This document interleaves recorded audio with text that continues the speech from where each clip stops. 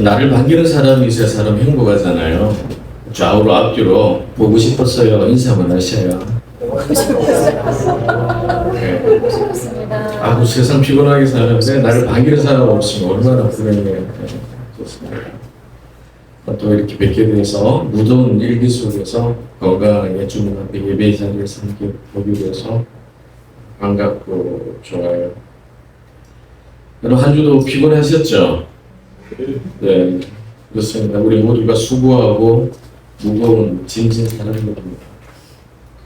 오늘 말씀 예수님께서 다 내게로 오라 하는데 그 사람들이 저와 여러분들이에요. 수고하고 무거운 짐진 사람들입니다. 이 말씀을 보면 수고하고 무거운 짐진 사람이 어떤 사람인가 볼 필요가 있더라고요. 수고하다라는 말을 제가 잘 안 하지만 오늘은 원어를 좀 등장을 시켰어요. 자, 코피온테스 한번 읽어보시죠. 코피온테스 시작. 네, 헬라어인데 한글만 읽으시면 됩니다. 수고하는 자인데 이게 문법적으로 능동태. 그러니까 내가 스스로 짐진 거예요. 내가. 이런 일 많잖아요. 우리 살다 보면 책임 다 안 할 수가 없잖아요. 부모의 책임, 그죠? 또 자식의 책임. 또 여러분 직장에서 직장인으로서 가져야 될 자기에게 부여된 역할. 내가 스스로 짐진 일들이 있어요. 그게 바로 이 수고한 자의 짐이다. 라는 뜻입니다. 예를 들면, 마리아 마르다 이야기 때, 마르다가 막 분주하잖아요. 뭐 시켜서 한 게 아니에요. 예수님 선생님 오시는데, 뭐 맛있는 거 준비해 드려야지. 이런 마음이 있잖아요. 누가 시키지도 않았는데, 그 일을 준비하는 거죠. 스스로 내가 이걸 해야지. 스스로 짐진 일들이 우리 모두에게 각자 있습니다. 이게 수고한 자. 성경에 예수님이 마리아를 책망하려고 마르다야, 마르다를 이렇게 부른 게 아니라 다음 구절을 보면 좀 애정이 넘치는 말씀이죠. 같이 읽어볼까요? 시작. 마르다야, 마르다야, 내가 많은 일로 염려하고 근심하나 몇 가지만 하든지 혹은 한 가지만이라도 족하니라. 마리아는 이 좋은 편을 택하였으니 빼앗기지 아니하리라. 예, 수고한다는 건 이렇게 내 스스로 짐진거리는 거예요. 두 번째, 무거운 짐진 거 있잖아요. 수고한 건 짐진 거. 뒤에 보시면 다시 원어를 볼게요. 읽겠습니다. 시작. 페포로티스메노이. 읽기도 어렵죠. 짐진자라는 표현인데 이건 수동태예요. 그러니까 남이 짐지어준 거. 남이 짐을 지어서 어쩔 수 없이 해야 되는 거 있잖아요. 타인의 기대가 있어요. 와, 기대하고 있어. 그죠? 자식 입장에서 부모님이 아들, 딸, 엄마, 아빠가 널 기대해. 이런 게 있으면 그래, 잘해야지. 이렇게 막 오는 짐이 있어요. 내가 들지 않았는데 타인에 의해서 주어진 짐. 이건 사실 죽을 때까지 내려놓기가 쉽지 않아요. 무겁죠. 가정에서 가족들의 사정이 있으니까 아무도 책임 안 지니까 내 짐이 될 때가 참 많잖아요. 아무도 안 해. 내가 해야 되고. 어쩔 수 없이 하는 일들도 많고요. 이런 표현 예수님께서 똑같은 단어를 쓴 때가 마태복음 24장의 서기관 바리새인들이 자기들이 법을 알잖아요. 그래서 밑에 보면 23장 4절에 또 무거운 짐을 묶어가지고 사람의 어깨에 지우되 너희들은 손 한 손가락도 까딱하지 않는다 하면서 말씀하신 부분에 이 짐이 무거운 짐이 이 표현이에요. 그러니까 백성들에게 말씀을 가리키면서 이거 해야 돼, 저거 해야 돼, 그렇죠? 그러니까 무거운 짐이 되는 거죠. 최근에 그제인가 제 처남이 대학에서 가리키는 일을 하죠. 그런데 교수들이 학기마다 그 과목에 이제 강의를 준비하다 보면 출판사에서요. 교수님 이거 이 책 좀 써주세요. 교재를 막 보내주거든요. 그럴 때 많아요. 근데 갑자기 무슨 저작권 협회에서 고소를 했대요. 저작권이 교수들 10명을 그 책을 썼다고. 아니 말이 안 되는데 2년 동안 이 사법적인 짐 때문에 엄청 힘이 드는데 엊그제인가 이제 판결이 났어요. 판결문이 이거예요. 보실래요? 네. 자기가 집어서 올린 거예요. 페이스북에 올려져 있길래 예. 자기를 고소한 검사가 유명한 임모모 검사입니다. 대구에서. 그래서 이제 기각됐어요. 출판사에서 말도 안 돼. 출판사에서 나서가지고 변호하고 이건 저 저작권 이상한 사람들. 자, 이렇게요. 사법적으로 이렇게 짐이 오면 쉽게 끝나지 않아요. 2년 동안 고생을 한 거죠. 이처럼 짐졌다라는 표현은 타인에 의해서, 남에 의해서 지어진 짐을 해야 됩니다. 스스로 진 짐이든 다른 사람에 의해서 주어진 짐이든 예수님께서 따로따로 부르는 게 다 내게로 오라. 그렇죠. 다 내게로. 그런 마음 들죠. 예수님께서 나도 포함되구나. 나를 부르고 계시구나. 이런 마음이 들 거예요. 여러분 스스로 진 짐도 많고요. 다른 사람에 의해서 짐진 것도 내 짐이 아닌데 안다는 이유로 아유 어쩔 수 없이 하는 짐이 있어요. 다 내게로 오라 라고 부르십니다. 그래서 우리가 적잖이 피곤해요. 피곤하게 삽니다. 근데 여러분 하나 아셔야 될 게 피곤하게 산 게 잘못 산 게 아니잖아요. 여러분 잘 사시고 계시고 성실히 살고 있습니다. 피곤하다고 우리가 어리석은 것도 아니고 참 성실히 살았다 말씀드릴 수밖에 없어요.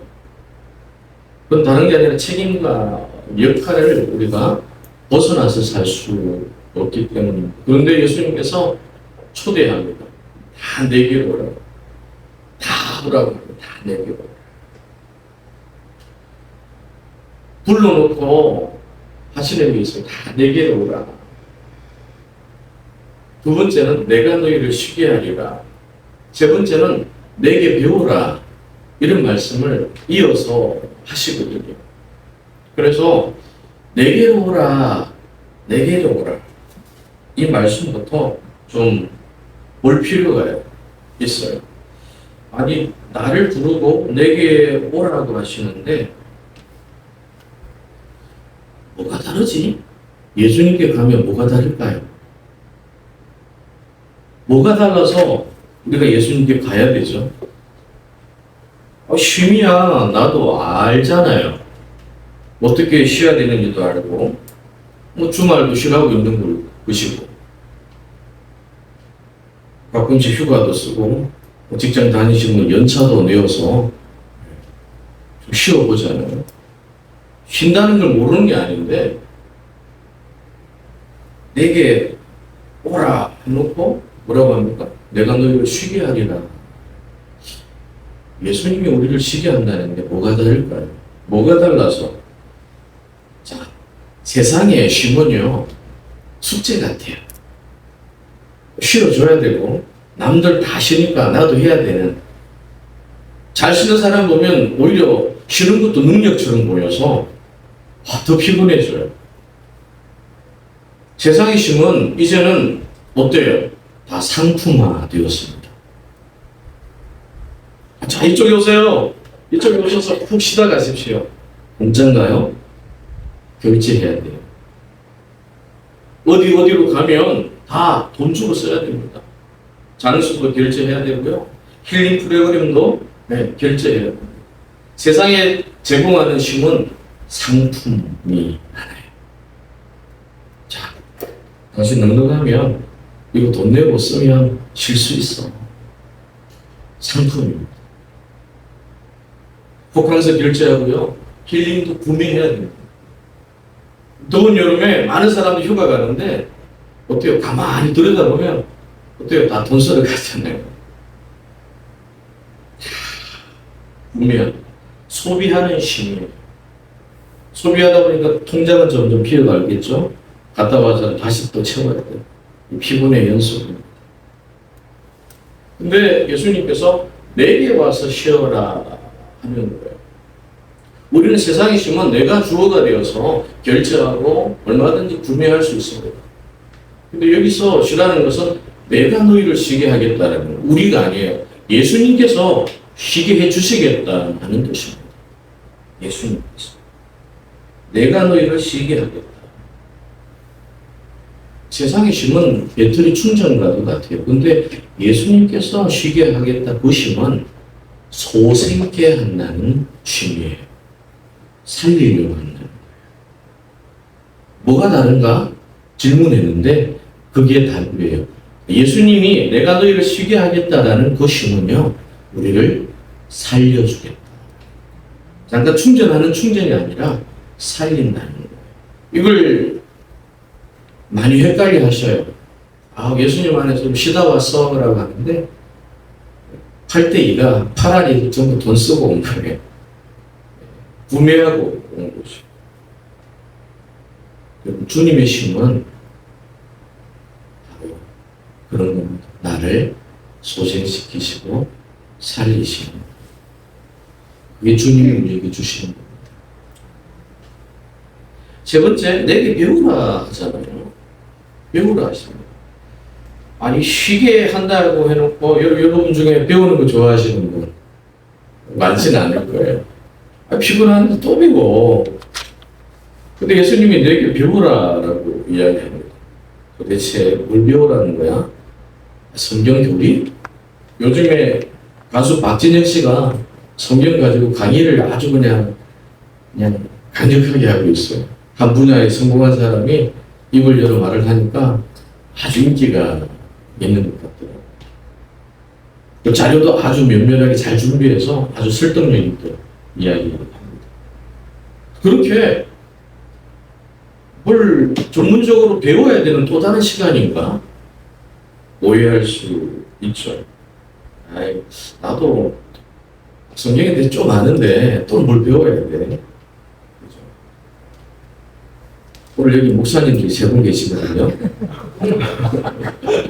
네, 김종필 목사님 계시고 황지실 목사님 계시는데, 야, 성경 공부하러 갑시다. 어디 배우러 가봐야 하면, 아이, 거기 왜 가? 당연히 그렇거든요.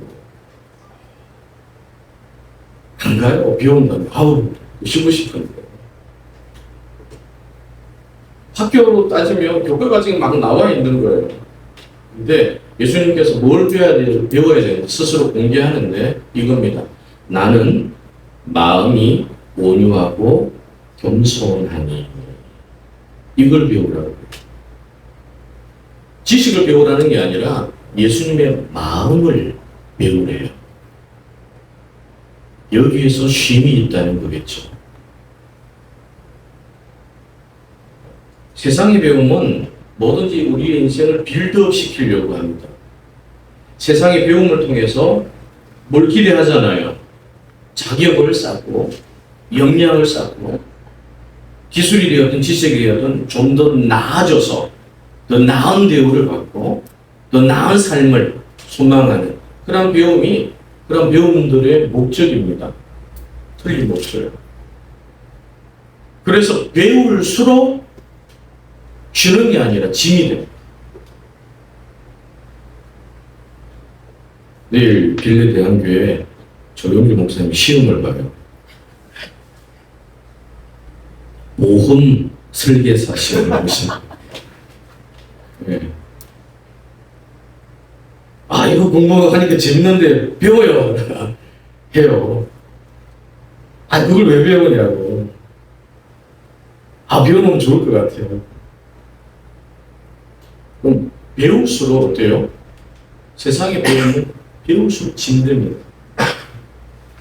물론 목적이 있고 기대하는 바가 있죠. 침대입니다.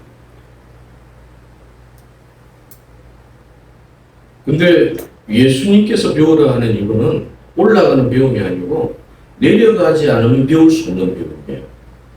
마음이 온유하고 겸손한 것은 올라가는 배움이 아니고요. 내려가는 배움. 그래서 독특해요. 근데 독특한데 거기에 세상이 줄 수 없는, 세상에서 돈으로 살 수 없는, 주님만이 주실 수 있는 평안이라는 게 있대요. 그걸 배우라고 초대하는 겁니다. 세상에서 사람 때문에, 일 때문에, 스스로 짐, 남이 지어준 짐 때문에 피곤한 우리들을 다 오라고 하셔서 그걸 얻게 해주시고 내게 배우라. 이 말은 뭐예요? 인격을 배우라는 거예요. 예수님의 배움은 인격입니다. 인격. 이것이에요. 아, 예수님께서 우리를 불러서 배우라 하는 게 바로 예수님의 인격이었구나. 그 마음이었구나. 우리가 그걸 놓치고 있더라고요. 다 내게로 오라. 내가 너희를 쉬게 하리라. 내게 배우라 하는 게 오직 사람이에요. 사람이 중심입니다. 하나님께서 그토록 아들을 내어주시면서까지 구원하신 사람이더라고요. 사람 외에는 그 자리에 들어올 수 없어요. 사람이 전부다. 이처럼 예수님이 우리를 사랑하시고 상품도 아니고요. 프로그램도 아니고 인격을 주님은 배우라. 우리를 초대하십니다.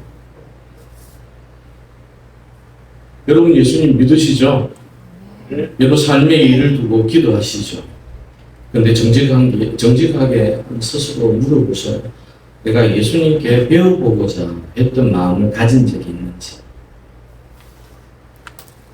예수님께 진짜 내가 달라붙어서 예수님의 마음을, 예수님의 인격을 진짜 내가 배워봐야지. 그런 마음을 가져본 적이 있는지.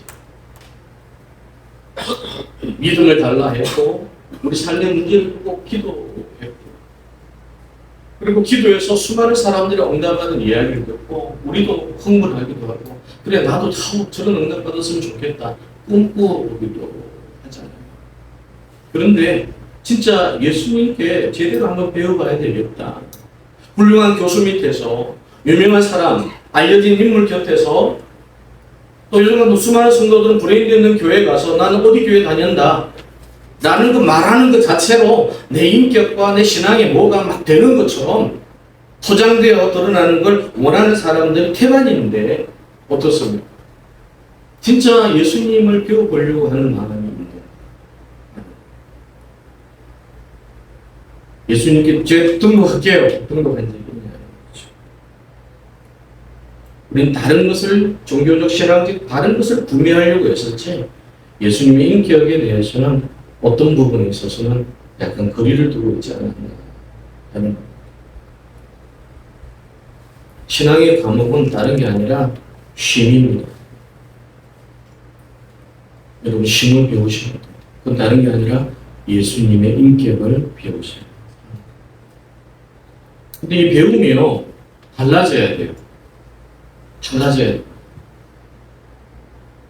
언제 달라지는지 아십니까? 선한 목적이 생길 때 배움이 달라져요. 태도가 달라진 거예요. 여러분 자전거를 타잖아요. 여러분 자전거 다 타실 거예요. 탈 때마다 자전거 새롭게 배우는 건 없습니다. 왜요? 자전거 한 번 배우면 두 번 다시 안 배워도 되는 게 자전거 배움이에요. 근데요, 이 배우는 태도와 자세가 바뀔 때가 있어요. 이 자전거를 가지고 내가 경기에 나갈 때는 배움이 바뀝니다. 아니, 배움에 대한 태도가 바뀌어요. 다른 게 아니라 내 이 자전거를 가지고 경기에 나간다는 건 경기에 경쟁하다 나가는 거잖아요. 놀러 나가는 게 아니라. 그래서 이겨야 되잖아요. 승부해야 되잖아요. 그게 목적이 생기는 거예요. 배움의 어떤 태도가 바뀌려면 목적이 생겨야 바뀝니다. 대부분의 학생들도 그렇잖아요. 나 어디 학교에 들어갈 거야 라는 목적이 생기면 배움의 태도가 바뀝니다. 하루 1시간 하던 게 10시간으로 바뀔 수 있어요. 근데 목적이 없을 때는요, 죽거나 하라 해도 안 합니다. 1년에 600명 상담실에서 매년 하잖아요. 아이들의 목적이 있는 애하고 없는 애하고 차이더라고요.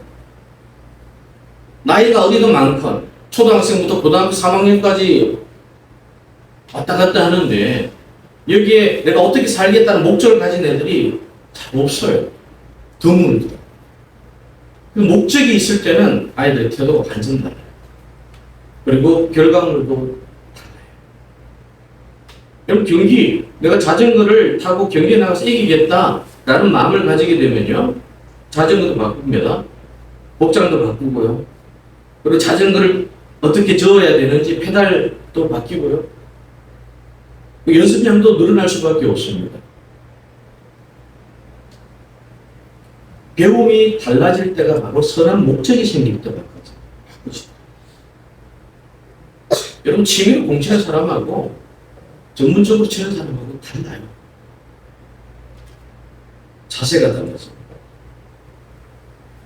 여러분, 우리 교회 다니고 오늘도 예배를 드리는데 보십시오. 성경을 읽다 보니까 내가 마지막 때 나를 진짜 예배하는 자들을 만날 수 있을까라는 주님의 음성을 듣게 됩니다. 마지막 때까지 나를 경외하고 예배하는 진짜 참 예배자를 찾을 수 있을까라는 예수님의 염려, 주님의 염려의 마음을 딱 만나게 될 때가 있어요. 그냥 우리가 평상처럼 이렇게 예배 드리면 어떻습니까? 좀 늦게 일어나면 어떤 마음을 푼 거예요? 오늘 늦었네? 뭐 다음 주까지. 쉽게. 오늘도 영상으로 이런 마음도 쉽게 들 수 있어요. 몸이 좀 불편, 오늘 뻐근한데 너무 피곤한데, 다음 주까지. 예배가 있더라도 이런 마음이 쉽게 들어오잖아요. 근데 세상에서 내가 나를 진짜 예배하는 자를 찾을 수 있을까? 라는 그 마음에 내 마음이 휘저어져서, 그래, 내가 사는 날 동안은 하나님이 찾으시는 그 예배자가 되어보자. 이 속에 선한 마음이, 선한 목적이 막 생기게 되면 예배 시간이 다가오면 준비가 달라지고요. 태도가 달라집니다. 완전 다를 수밖에 없는 거예요. 배움이 달라지는 거예요. 태도가 달라집니다.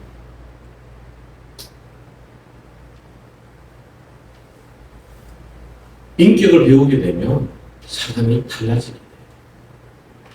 여러분, 사회생활 하다 보면 여러분들 교회 다니지만 참 부끄러울 때가 참 많잖아요. 교회 다니는데 얼마나 나쁜 사람들 많습니까? 교회 다니는데. 교회 다니고 있는데 진짜 지독하게 나쁜 사람들 많습니다. 저 인간이 교회 다니나 할 정도로 많아요. 주중에도 집사람하고 대화하는데, 여보, 교회 다니는 사람들 왜 저래? 왜? 제일 말썽이야, 병원에서. 교회 다닌다 하는데, 권사라고 하는데, 얼마나 욕심이 많고, 자기만 생각하고, 환자들도 교회 다닌다고 했던 사람인데, 제일 말썽쟁이고, 말 안 듣고, 여러분, 이게 교회 다니는 사람들이 현주소예요. 교회만 다녔지 내가 예수님의 인격을 배워봐야지라는 결단을 한 번도 한 적이 없는 거예요. 교회 문화도 알고 교회가 어떻게 돌아가는지도 훤합니다. 그런데 예수님의 인격이 없는 거예요. 인격이. 그럼 직분 상관없어요. 여러분이 만난 목사 중에 정말 희한한 사람 많을 거다. 저도 주변에 목사님들 많은데 희한한 사람 많아요. 여러분 오죽하겠습니까? 인격이 없어요. 인격이. 예수님을 배운 인격이 없는 거예요. 인격. 도대체 우리가 예수님의 인격을 담고 있으면 내 곁에 있는 사람이 예수님의 인격을 좀 볼 텐데, 나를 통해서 쉼이 뭔지 알 텐데, 그게 진짜 전도 아니겠어요? 그게 복음 아니겠어요?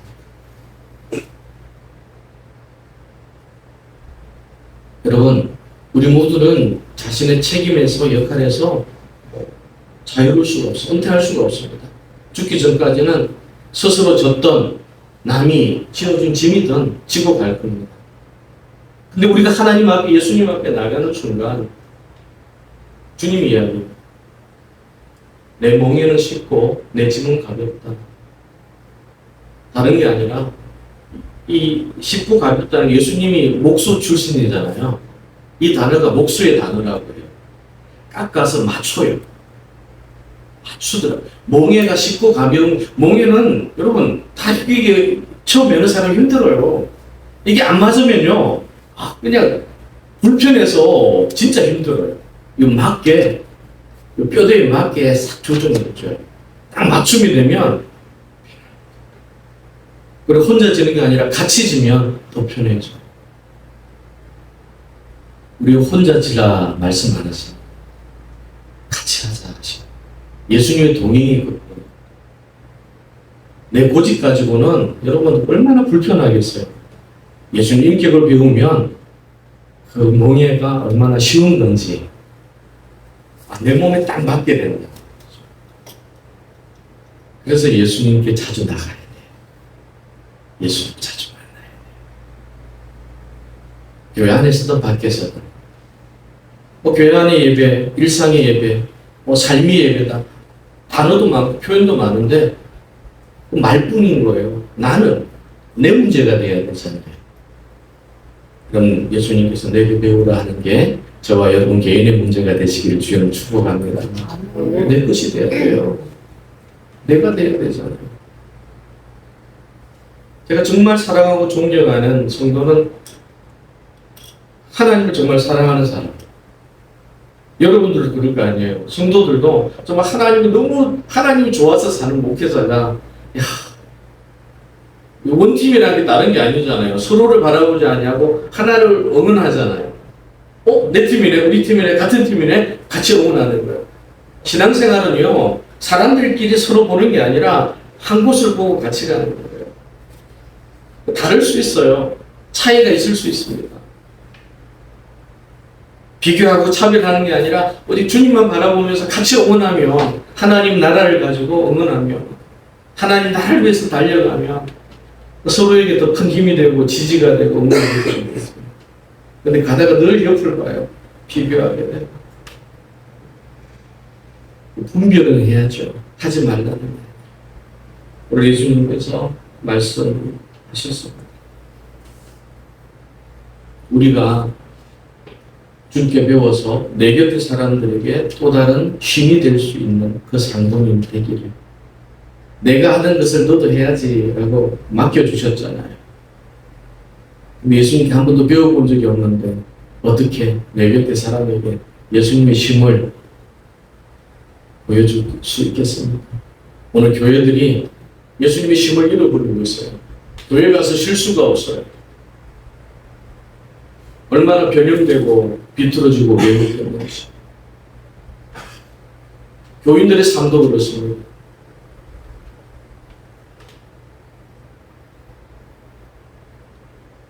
마태복음 11장을 읽어서 거절의 장이라는 거예요. 예수님 다 거절하는 장면입니다.